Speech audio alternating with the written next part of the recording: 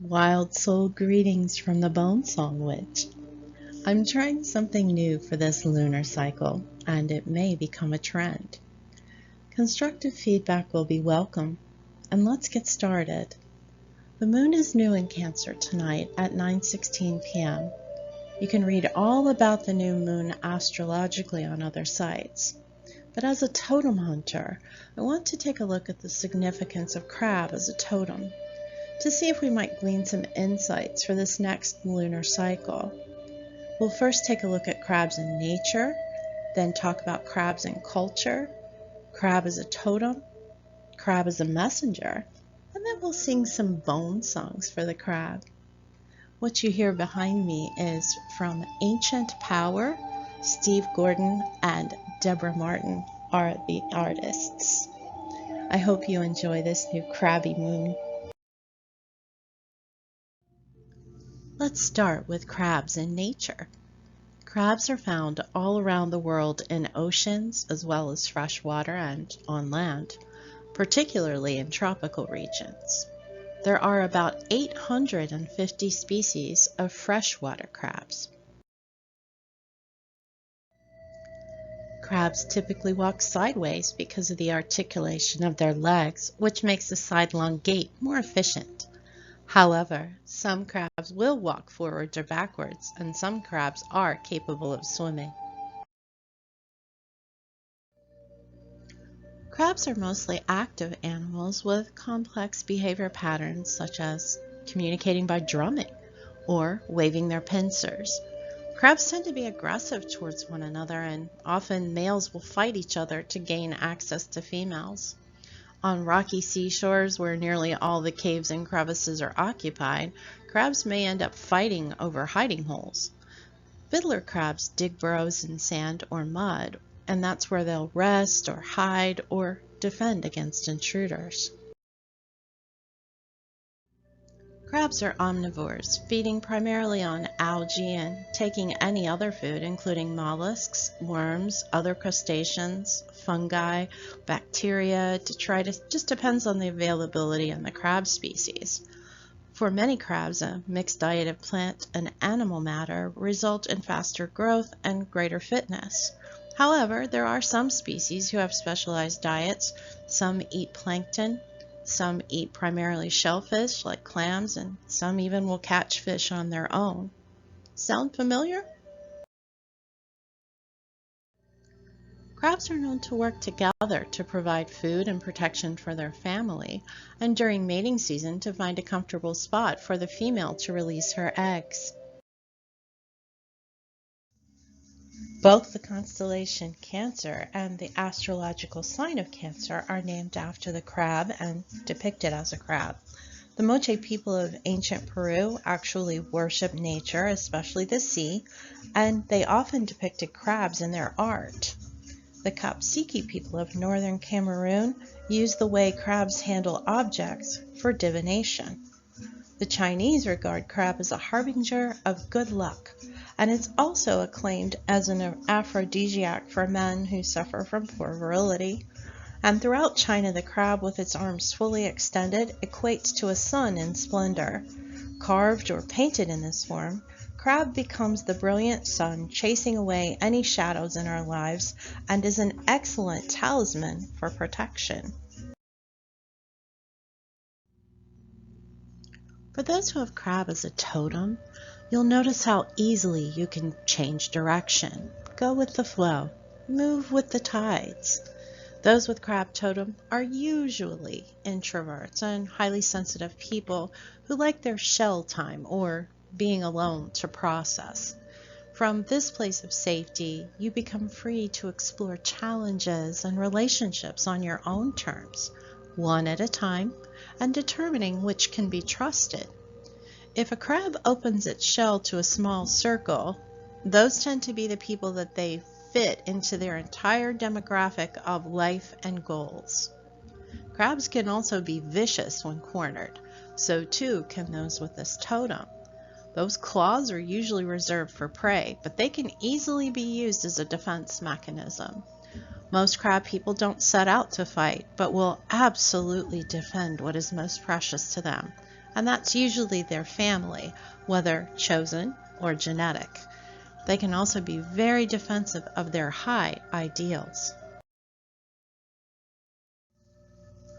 So, what happens if crab isn't your totem? Well, when crab shows up like that, the message usually is that it's time to change direction.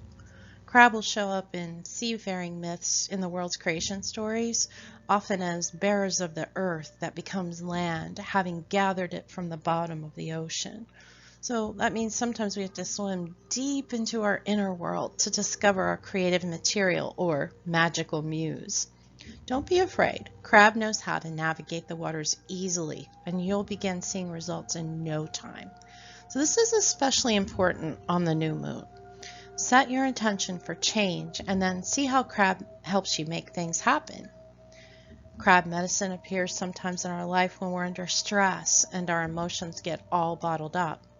It really is okay to feel crabby sometimes, just so long as you don't cling to it for so long that it becomes bitterness. Invoke the psychic powers of crab if you're afraid of newly developed spiritual gifts. Now, this happens normally as we grow into our craft. You'll begin to open up to new things and new gifts, and that can be a little bit daunting.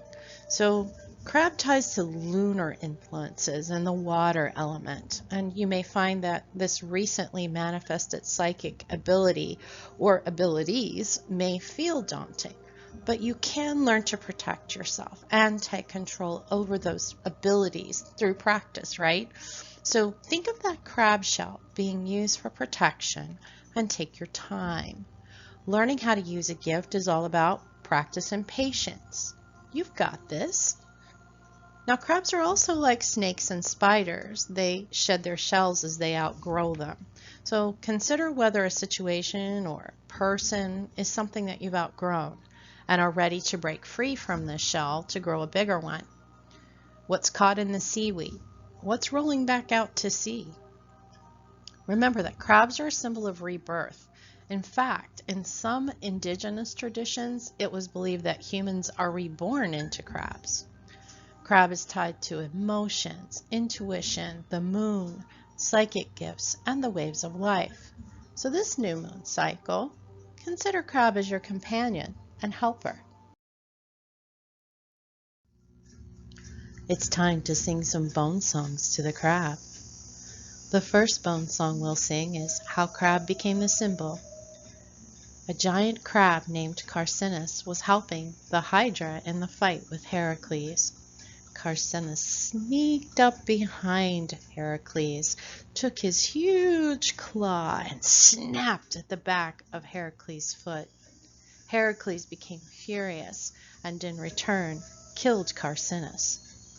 Hera, the goddess, put him among the stars as an honor. Crab in Greek is called Carcinus and in Latin is called Cancer.